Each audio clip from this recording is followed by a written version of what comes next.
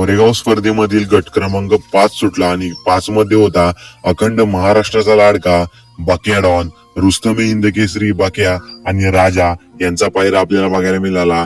गाडीला speed top लेवलचा लागला मित्रांनो, तुम्ही पुढे बघू शकता। सुंदररित्या गाडी पळवली बकासूर आणि राजाची गट क्रमांक 5 मध्ये।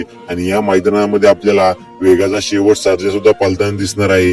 आज 3 ते 4 मैदान आहेत। कोरेगाव फाटीवरती एक मैदान आहे, वडूज येथे मैदान आहे। सुंदररित्या मैदान चालू आहेत आणि त्यांची सर्वांची अपडेट आपल्या इथे 100% मिळेल।